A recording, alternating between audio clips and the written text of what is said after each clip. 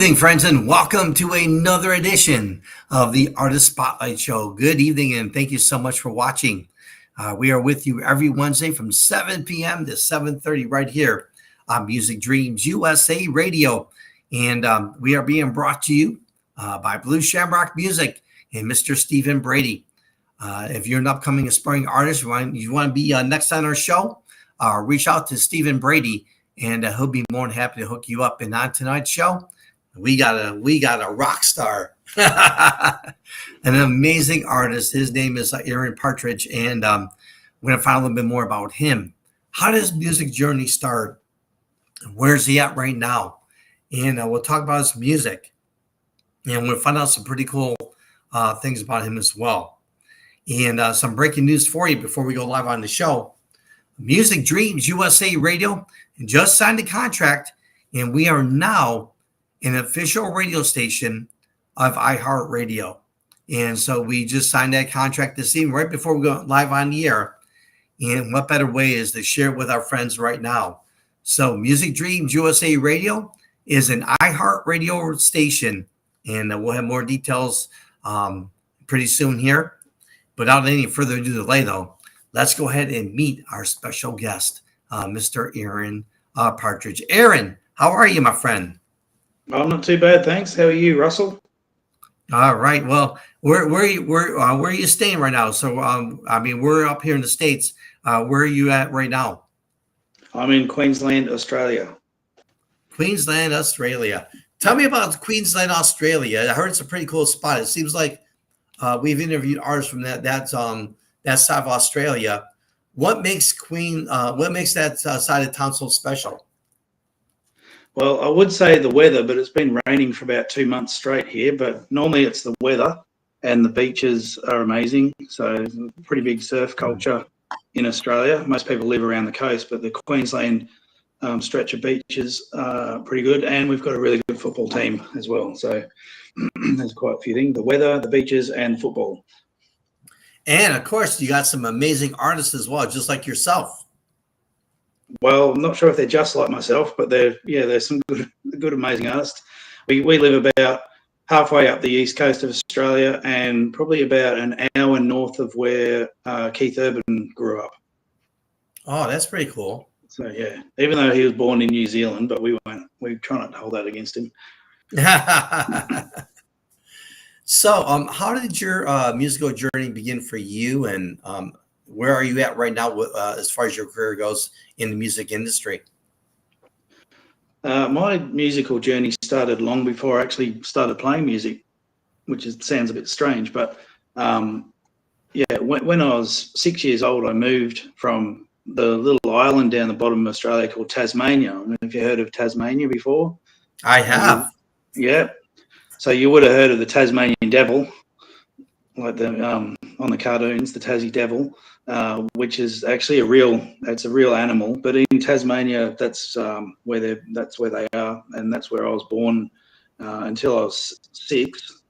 Lived there, and then moved to North Queensland, which is up in the tropics with palm trees and crocodiles and coconuts and all that sort of stuff. So it was quite a big move to go from the cold weather down south to closer to the equator where it's nice and tropic. But when we moved up there, we had quite a few life things happen only a couple of weeks after we moved. Our family moved there. And one of the things that happened, it brought my parents back to church, and we started going to this little Baptist church that was full of South Pacific Islander people. And the music and the singing there was just unbelievable. It was out of this world. All the island people can sing and play, and they've just got it ingrained in them. So from an early age, I had that influence, that gospel music and rhythmic influence that those sort of people put onto the music. Plus, my mum sang and played the piano, and my dad played in country bands for many, many years.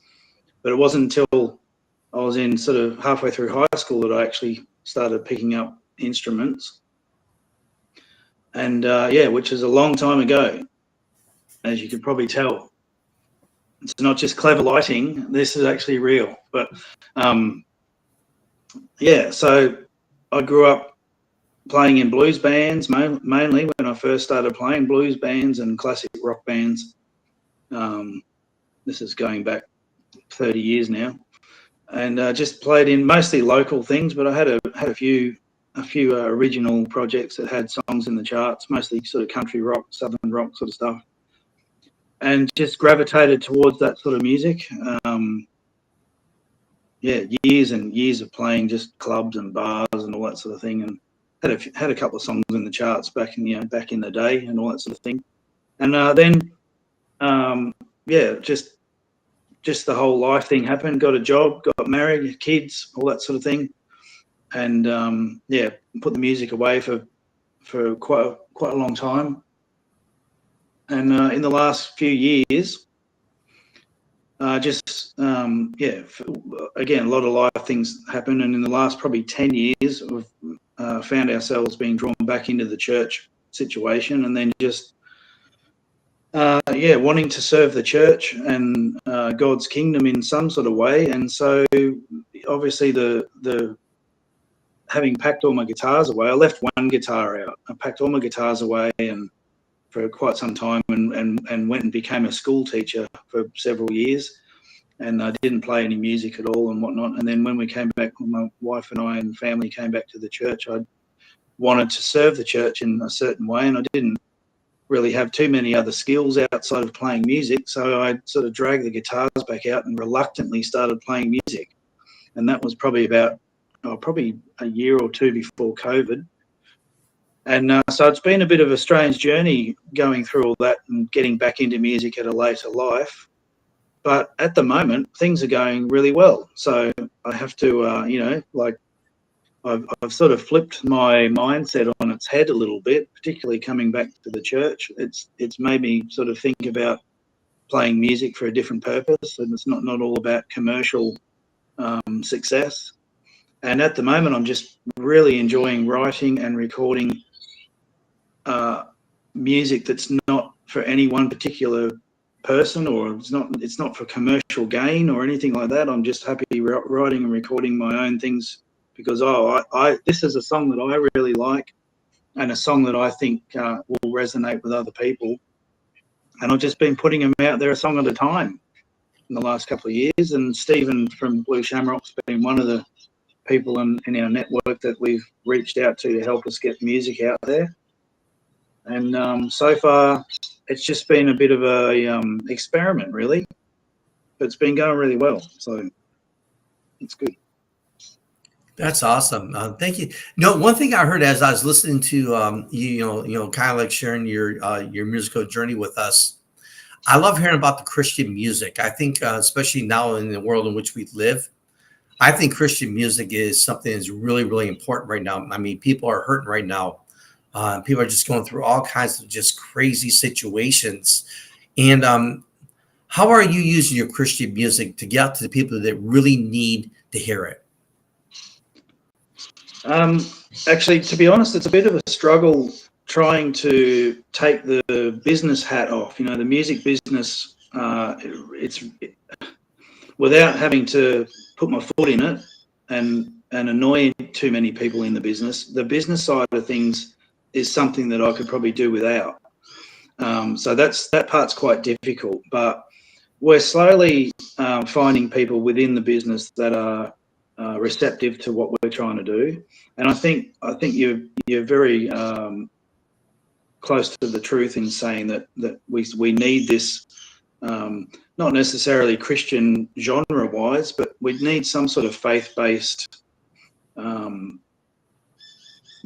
something that's going to make the music sort of a bit more meaningful than just ooh baby, ooh baby. You know, like especially as we get older, people are starting to see behind the curtain. You know, like in The Wizard of Oz, they're starting to see that the people pulling the strings behind the curtain aren't what they claim to be. And I think, and including, you know, and I have to say, including church people and including, you know, Christian music people. And so I'm not trying to aim to be a Christian artist per se, but it's just that's where I'm at the moment. So, and I've noticed in the last couple of years, some of my favorite artists from when I grew up are actually putting out gospel albums and stuff. I've just been listening to the guys from Van Zant, the Skinner guys from Leonard Skinner, who I grew up listening to, and played their songs in bars and clubs for 25 years. And they've just put out a Christian album, gospel album recently, which sounds amazing. If you're into that southern rock, classic rock sort of stuff with the gospel flavour. But I've been I guess a bit of a student of music, not just music, but also music history. Reading a lot of books. Most of the books I read in school were music history books and biographies. It's about the only ones I could stomach reading. Gospel music's been at the forefront of the history of rock and roll music, all the way back to people like Sister Rosetta Tharpe, who was like playing Chuck Berry licks in the 40s, and before Chuck Berry was even doing it, and singing gospel, just straight ahead gospel stuff with this rock and roll guitar behind her, and and just that melting pot of all those different styles of music. Gospel is through all that sort of stuff. The blues, gospel music's there at the forefront. Bluegrass, gospel music's at the forefront of bluegrass.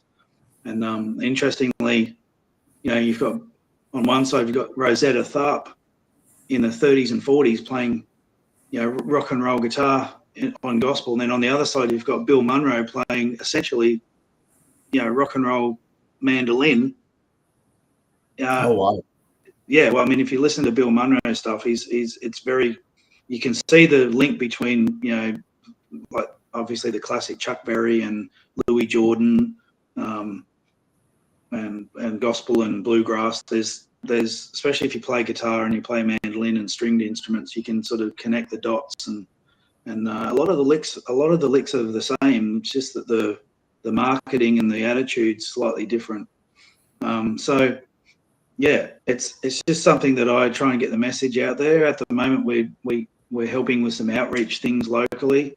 We've got an international speaker coming through town, a guy called Sam Childers from Pennsylvania. He lives in Africa mostly, but he's also goes out as the I don't know if you've probably heard the Machine Gun Preacher. Mm-hmm. If you've ever seen that movie, The Machine Gun Preacher, well, we've got the real Machine Gun Preacher here in town next Tuesday evening. And so, and there's some local Christian rock bands that are playing at it as well. So, there's not too many opportunities, unfortunately, in Australia for this sort of stuff. Hence why we keep dragging ourselves back to the US, because there's a lot more opportunities over there for sort of gospel rock and roll, or whatever you want to call it. And we were just in your neck of the woods in October, November last year. We were in Ward, South Carolina, which is just about 2 hours northwest of where you are, just outside of Augusta, Georgia. So, oh wow, yeah, we were over there. We did a weekend with a friend of mine, a gospel country guy called Leon Everett. I'm not sure if you've ever heard of him, but he was a big deal back in the 80s, and to us he's still a big deal. But no, he's a great guy, and he had a #1 song back in 1982, I think it was. A song called Hurricane. I don't know if remember that song called Hurricane. Oh yeah. And, that was Leon Everett. So he was a big deal back in the day, and he's still going strong in his 70s, and he's just put out his own live TV show actually on YouTube called In God and Country Time. So and I'm shamelessly plugging all my friends here, but they're doing some great work out there, and it's a heap of fun, that show. And they tape that in, I think it's Johnston, South Carolina. They do a taping of that.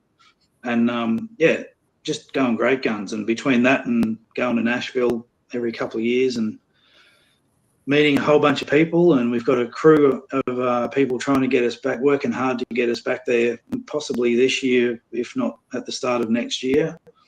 And, we're just putting songs out one at a time and meeting good people like yourself, and just slowly getting it out there. And all these platforms online are slowly making it more difficult for us all independents to get our stuff out there. So you just got to keep plugging away at it, I guess. And Yeah, I couldn't agree with you more.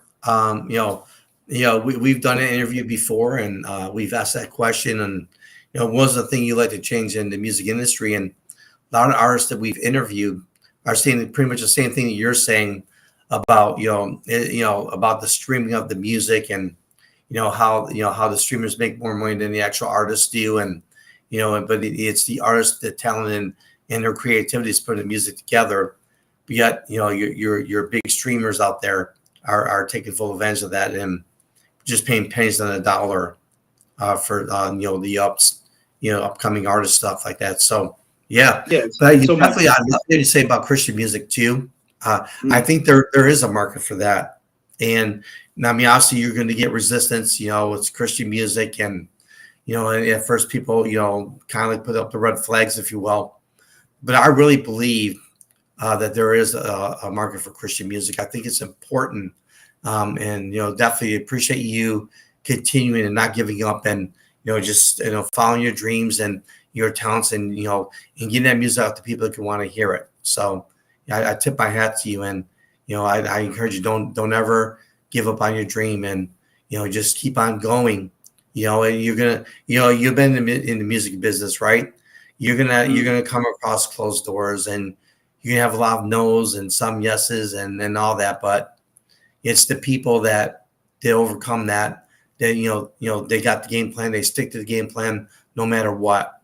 And yeah. so I just love hearing your interview, and just what you share with us. I mean, I've got like chills up and down my spine right now just hearing that from you. And thank you for sharing that with us. Yeah, not a problem, man. Like it's I mean, thing that's for me, as a Christian, that for me that comes heart's desire comes from God Himself, and you've got to find your what I call find your assignment, what you've been assigned to do.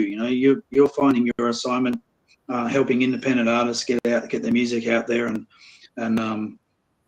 like there's so many roadblocks, and in any form, I guess, and unless you go the lowest common denominator and you go and get a job that just pays good money and you're doing the grind, that's all well and good, and that's fine for some people. But for creatives that have this desire to make something from nothing, it's got to come from somewhere. And for me, my belief is that it comes from the creator of the universe, who's put me on the earth for a particular reason. So yeah, I've had number 2 songs in the charts, and I've had film clips in the top 40 on television and all that sort of stuff. And to be honest, and I stood there and accepted awards, and thank you very much, and blah blah blah. And in the moment, that's fine, but all that stuff goes away like dust in the wind. Right. Like it's for me, it's getting that one person at a show come up to me and say, I don't even know why I'm here today, but that song you wrote about being a broken person, that really spoke to me. And that's why I do it, because I want that one person to feel like what I felt when I first heard unbelievable songs. When I first heard Jamie Johnson sing In Colour, and I've just gone, oh, who's that? When I first heard Leonard Skinner when I was a teenager, and went, oh, what's that? When I first heard John Fogerty sing, and it's like, oh my gosh. Like, Right. and when I want people to have that feeling. And when you hear a song and you just think, like, there's a song that I love at the moment. It's not a recent one, but I've only just stumbled across it in the last year or so. It's a song called Sideways he's a Nashville songwriter called Travis Meadows. And it just knocked me off my stool. Like, it was just, this guy's singing a song directly to me. Like, it's one. I'm toying with the idea of doing a little sort of Facebook Live thing myself. And one of the segments I was going to have on it was songs I wish I'd wrote, and that's the first one I was going to use. But I want people to have that feeling, not because I want them to come up and pat me on the back. That's whatever. It's nice to get recognised and thanked and appreciated, that's sure. But I want them to go away from it going, oh, that just that feeling that I think we've lost. I know I did. I for many years I lost that feeling, and not that loving feeling, Russell, but I've lost that feeling of, you know, hearing something that's speaking directly to you and makes you think and makes you go, maybe I'm looking at things a little bit differently, and maybe I'm not the only one going through what I'm going through. You know, there are other people out there. When a song speaks to you like that, you know, it's an unbelievable way of communicating things that words can't communicate. Music seems to communicate more than just, you know, again, it's the emotion in the music, and it can take you back. You listen to a song that you heard when you were 15 years old, and you can almost smell where you were when you Yeah. hear it. You know, you can almost smell it, and it's like, oh, I know that sounds a bit weird, doesn't it? But it's what music does. It's just this.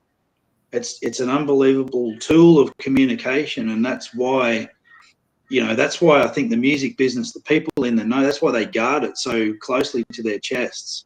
And they there's all these gatekeepers and all these gates and all these secret handshakes that you've got to try and, you know, you're not part of the club and all that sort of stuff. And that's very hard they're making it harder and harder for independents to, you know, like, I don't want to be part of the club. I was on the edge of being part of that club at one stage 20 years ago, and when I had opportunities in front of me and songs in the charts and film clips and stuff like that.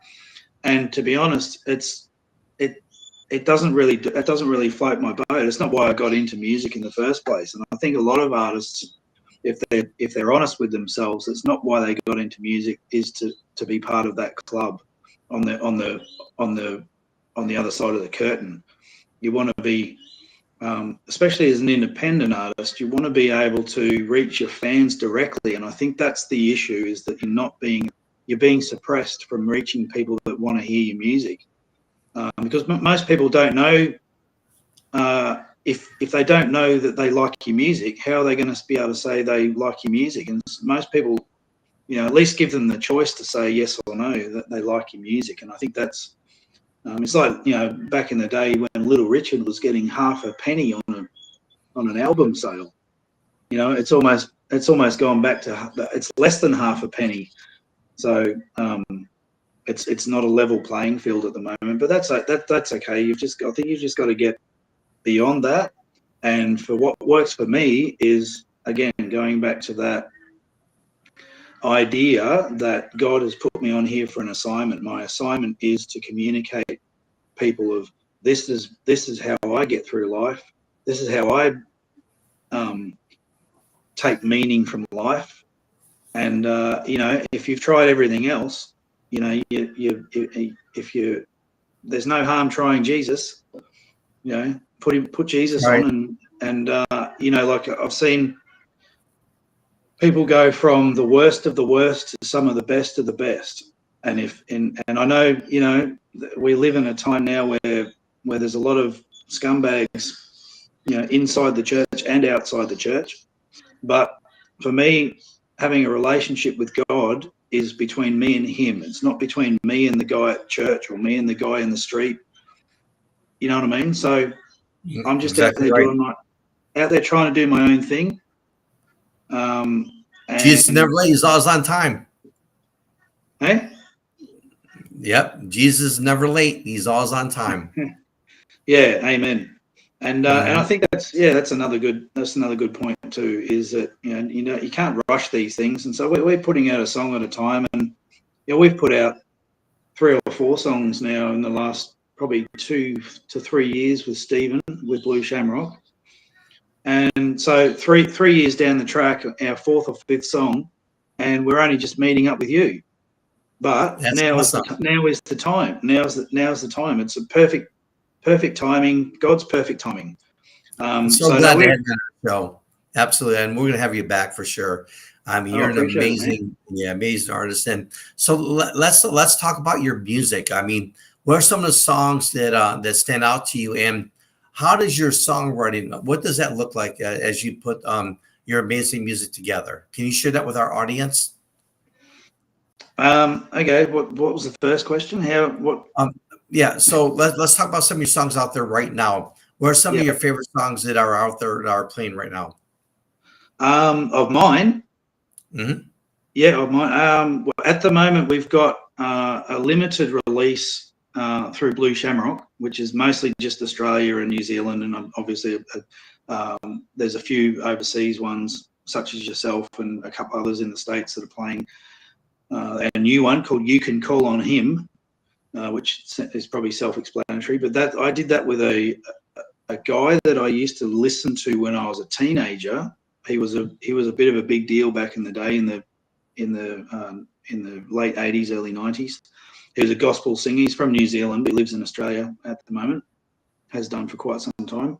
A guy called Steve Apparana, and he's a Maori guy, and just great voice. He's a really good guitar player, and he lives about 20 minutes away from where I live, and so he started doing these gospel in the garden sessions on Sunday afternoons, and we got invited to one of those, and so we've been to 3 or 4 of them in the last 18 months or so. And one day I just said, "Hey, Steve, I used to listen to you when I was a kid," and he's like, "Oh, geez, don't tell too many people that." But yeah, he's a sort of gospel blues, really good. Some of his early stuff, his vocal sounds a bit like Ray Charles. He's just a great singer and really good guitar player and stuff. So I really dug some of his stuff back in the day. So I asked him if, can we write would you be interested in writing a song together? And he said, "Nah, not interested in writing songs." He said, "But if you write one and I like it, I'll come and sing on it with you." And so I went away, and a few months later I came back with "You Can Call on Him," and we've just put it out in the last couple of weeks, and we're just throwing it out there. We're not expecting anything back from it, but we're connecting with people. It's connecting. So it's a little bit different to what I normally do. It's not any one genre. It's a bit of I say it's a gospel blues with a slice of pineapple, because it's got a bit of an island feel to it. I think it's come up really, really well. We've got one we put out in October last year, just before we came over to Nashville, called "Heaven Help Me." And that's about 70 off the face of the earth. I'm shut down on you. You're so excited about telling us about the song. Hey, that's great. Love. Yeah, so we put this one out called "Heaven Help Me," which is a bit of an old school Memphis Stax soul type of thing with horn section and gospel ooh la las in the background and all that sort of stuff. And that's been going great guns too. So I record them here in my little home studio. We're just we can't afford to go to a studio. It's just we can't afford whatever it costs to do that. So we've just bought a little bit of gear. We bought a microphone and a decent microphone and a bit of software gear for the laptop, and I just learned how to run the software and learned how to record in the last few years. I tried to just add a necessity because we couldn't afford for anyone else to do it. So Oh wow. So all my productions are sort of homemade, and but they get played on the radio, and so if that's a benchmark, then we're not doing too badly. But yeah, those two are good ones. We've got a record label in Nashville that is working with us, has done for the last 2 years. Grace Records Nashville. They're a little boutique gospel label, and so that we've put a few songs out with them in the last 18 months, and we've actually they sent us a thing. When was that? Yesterday. Yeah, they sent us a chart yesterday. We put out I had an old demo on my computer from about 10 years ago. Oh wow. The band, it's probably even longer actually. I did a version of it probably 15 years ago. It's a song called "Why Don't We Hear Old Waylon Anymore," and it's a Waylon Jennings style outlaw country song, and about why at the time 15 years ago you didn't really hear Waylon Jennings, not in Australia anyway. And I remember playing a Waylon Jennings song somewhere, and a guy said, "Oh, I haven't heard Waylon Jennings for years. Why don't we hear Waylon anymore?" And he walked off, and I just went, that's a really good question. So I wrote a song about it, and I put it out. Oh, probably nearly 20 years ago. I put it on a CD in a band, the band that I was in at the time, and I always thought it would be a good song for country radio, and they all just sort of went, oh, no, I don't know, it's a bit too far down the country end of things. I think they were trying to be, that sort of Billy Bo bro country sort of stuff, and they were heading in a different direction than I was. I was trying to steer it in more of a southern rock, outlaw country direction, and they were trying to do the shiny Nashville, pretty boy country, and it wasn't my cup of tea because I ain't no pretty boy. So, but anyway, they sort of kiboshed that, and then I did a demo of it, had it on my laptop for probably 10 years, I reckon, and then record label Grace Records is, we put out a single at the end of 2023, and it was going all right, and I think we got in top 50 of the Cashbox country chart in the US for that one called Stronger Soldiers. And about 6 months later, I said, have you got anything else? And I said, not really. I've got some old demos. I'll go back through them. And they were trying to hit the country market, and I was sort of trying to go into the gospel market. So it was a bit of a 1 foot in two different sort of genres. So it was a bit of an interesting time. So I dusted off this old demo, and it's still in the chart a year later. We've had 12 months.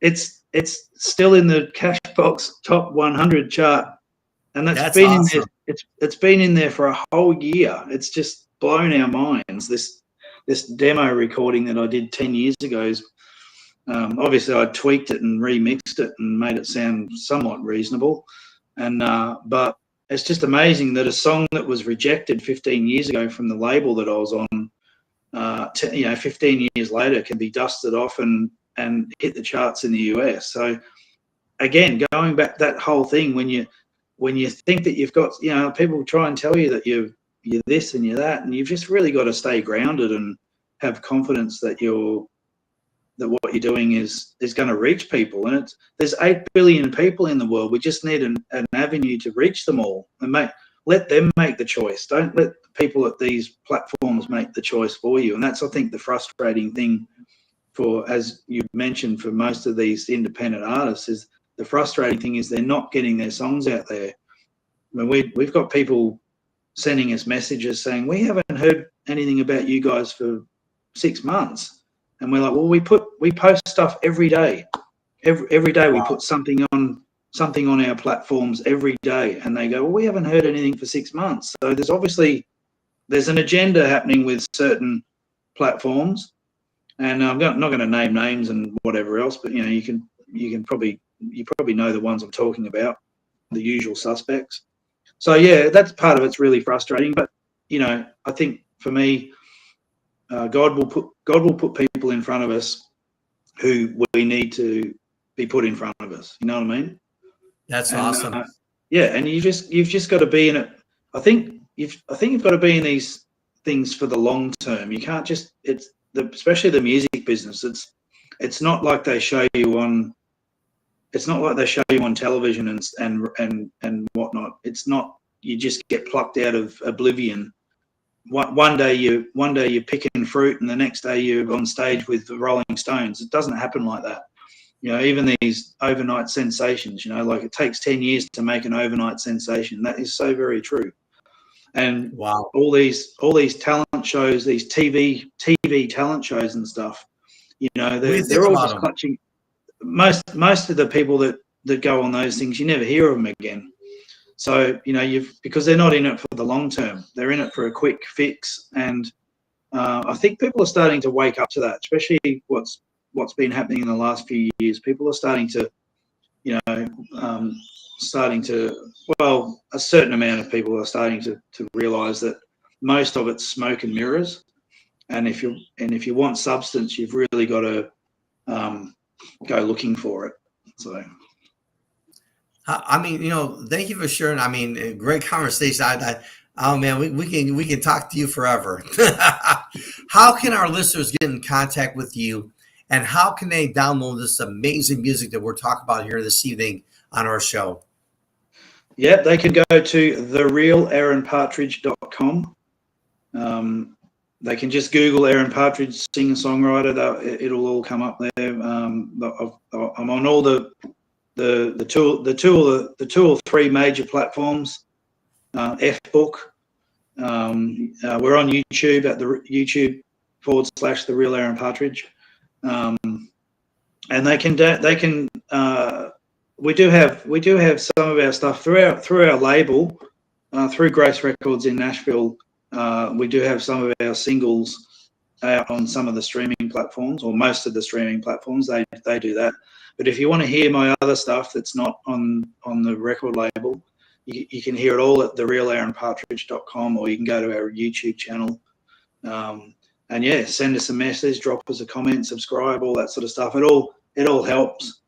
Our brand new single, You Can Call on Him, is out only out on radio or at YouTube or at therealaaronpartridge.com. You won't hear it on the other streaming platforms, so you'll have to actually put in a bit of work to go and find it. And I think that's one of the other issues is, back in the day, you know, like you would know this, we had to actually work to hear music. You actually get off your butt and go to the shop and flick through the records and ask them to put, can you play this? So there was a bit of sweat equity from the consumer. Now the consumer doesn't need to work for the music. They've got every song under the sun on their phone. And I believe these sorts of parameters are going to have to change into the future, because, and I think they probably are, if you're savvy enough to be able to like direct to consumer with your music and with your creative content, I think I think you can sort of maybe possibly, fingers crossed, we can bypass some of these platforms that aren't actually financially supporting independent artists. And but yeah, they can go to therealaaronpartridge.com, and then they can link from there to all our other sort of avenues and whatnot. Or they can jump on and send us a message and try and help us get back to the States and come and see us live when we go back. But I'm not sure when that's going to be. We'll have to put the hard word on our record label, see if they can get us back over. So, but we'd love to come back. We'd love to come back. We love the people over there, and we've got amazing friends over there as well. So we'd love to see them again. Yeah. Again, thank you for being on the show this evening, and what a great interview this was. And God bless you and your music, and thank you for sharing the good news. So tip my hat off to you, and much success, and we'll definitely have you on the show again for sure. Well, I appreciate it, Russell. I appreciate it. And thanks for having me on. And I absolutely appreciate people like you in the industry that are keeping independence, giving them a platform to, without sort of asking anything back from them. And we need to, if all the independents stuck together, we'd be bigger than the biggest record label in the world. So we need to keep sticking together and getting the message out there, and keeping our assignment at the forefront of our minds. And I appreciate you and playing my music, and everyone listening. Thank you very much. Yes, and the song we were just talking about, right? We're going to play that song tomorrow morning on the Russell K, Alexis Shaw Brown, and DJ Cassie morning show, which can be heard 7 a.m. to 9 a.m. Eastern. And just check out all of our social media outlets. We'll have a link where you can click onto it, and you can listen live to our morning show. And again, we are now in iHeartRadio station, and we're so excited to make that announcement here on the show. And again, special thank you to Stephen Brady and Blue Shamrock Music for supplying yet another amazing artist on our show this evening. And again, if you're an upcoming aspiring artist, want to get your name out there, your music out there, just go to Blue Shamrock Music and look up Stephen Brady. Again, also special thank you to Rise Up Family Sports with DeAndre the Torch Robinson. When it comes to sports, we got you covered. And also Tiny Events Incorporated. When it comes to events, we can work with you from the beginning right to the very end. Tiny Events Incorporated up in Cheektowaga, New York. Thank those guys for being part of our show as well. Until next time, friends, we'll see you again soon on Music Dreams USA Radio. and we'll have some more exciting announcements on iHeartRadio. Stay with us. You won't be disappointed. And just like next week's show, you will not be disappointed. Until then, my friends, take care. Have a wonderful week. And thank you so much for watching Music Dreams USA Radio, the Artist Spotlight Show, here every Wednesday, starting at 7 p.m. And when it ends, who knows? Till next time, we'll see you soon. Take care.